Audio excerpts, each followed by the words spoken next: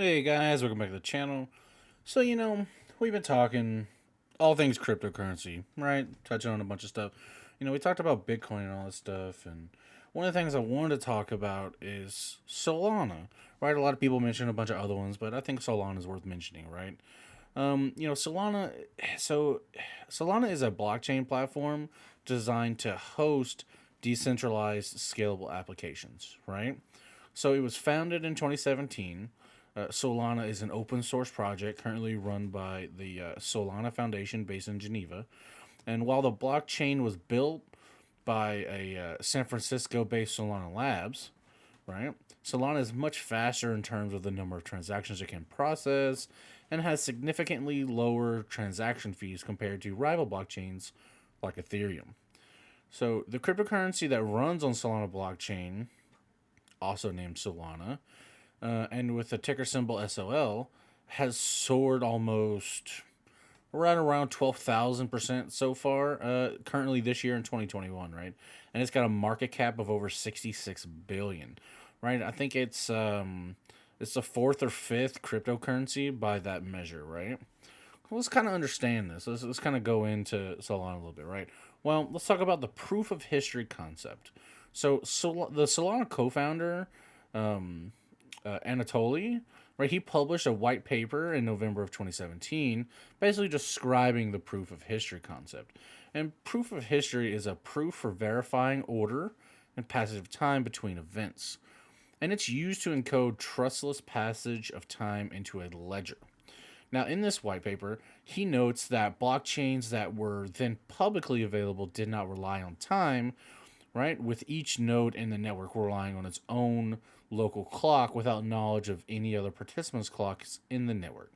Now, the lack of a trusted source of time, like in other words, a standardized clock, meant that when a message timestamp was used to accept or reject a message, there was no guarantee that every other participant in the network would make the exact same choice. Now, the proof of history gets past this hurdle, right? With every node in the network able to rely on the recorded passage of time in the ledger on the trustless basis that is key to blockchain functioning. Well, then, let's talk about the history then. What about Solana's history?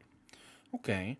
Well, in, you know, so in Anatoly's previous work experience, right, it was in the field of distributed systems, right, design with leading technology companies such as Qualcomm, right, and this experience made him aware that a reliable clock simplifies network synchronization, right, and when that occurs, the resulting network would be just way faster, right, with the only constraint being its bandwidth. Now, he surmised that using proof of history would speed up the blockchain just a ton, right? Compared with blockchain systems without clocks like Bitcoin and Ethereum, right? That were struggling to scale beyond 15 transactions per second, right? Worldwide. Now, a fraction of the throughput handled by centralized payment systems such as Visa, right? Which that I think Visa they required peaks of about 60 to 65,000 transactions per second, right? So that's a really big difference. Now, the initial implementation began in a private code base and was implemented in the C programming language.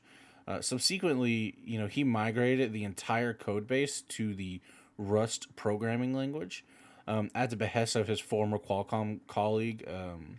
And in February of 2018, his colleague commenced prototyping the first open source implementation of that white paper that he wrote, right? And so subsequently, right, made the first release of the project, demonstrating that 10,000 signed transactions could be verified and processed in just over half a second. Now, shortly thereafter, another guy named Steven, right, another one of his Qualcomm colleagues, demonstrated that throughput could be massively improved by offloading signature verification to graphic processors. So, with these project milestones under their belt, of course, you know, he recruited both of his colleagues, right, and the three others to co-found, a company called Loom. Now, however, because of the potential for confusion with an Ethereum based project that has a similar name, the company and project was rebranded to Solana after the small, beach town near San Diego where they lived when they worked for Qualcomm. In June of 2018, the project was scaled up to run on cloud based networks.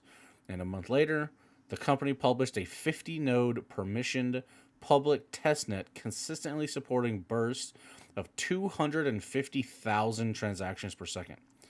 Now, by December of 2021, Solana had processed over 40 billion transactions at an average cost of it's 0.00025 per transaction, right? I mean, just small numbers, right? So what's the technology behind this? Like what's going on? What are they doing?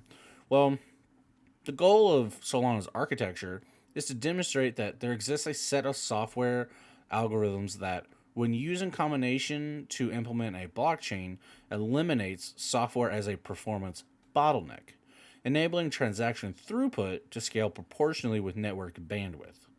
So Solana's architecture satisfies all three desirable attributes for a blockchain: scalable, secure, and of course decentralized.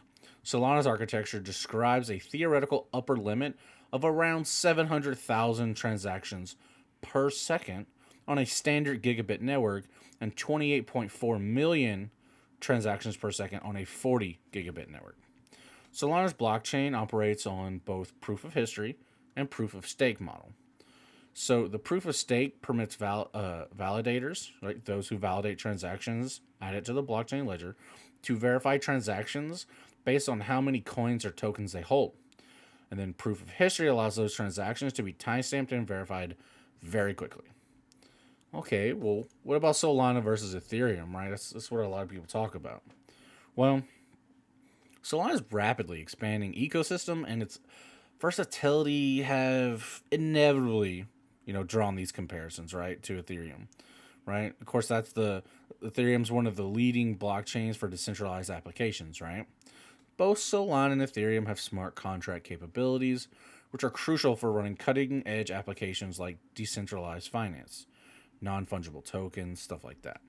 But there's some differences between them. Unlike Solana, Ethereum is a proof-of-work blockchain, where miners must complete to solve complex puzzles in order to validate transactions, making this technology more energy-intensive and hence detrimental to the environment.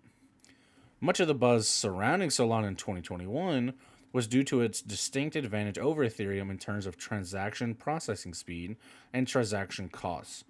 Solana can process as many as 50,000 transactions per second, and its average cost per transaction, again, it's 0.00025 cents, right? It's just way down there. In contrast, Ethereum can only handle less than 15 transactions per second, while their transaction fees touched a record of $70 in 2021, right? Much more expensive. However, Ethereum has first mover advantage, and with its massive ecosystem, it is second only to Bitcoin in terms of market cap. Ethereum's ETH2 upgrade and its shift to a proof of stake model are both set for 2022. The upgrade is expected to make the blockchain more scalable, secure, and sustainable, while dramatically increasing transactional processing speed. So Solana's status as a newer blockchain company also came under the microscope when it suffered a network outage for more than, it was like 16 or 17 hours in September of 2021.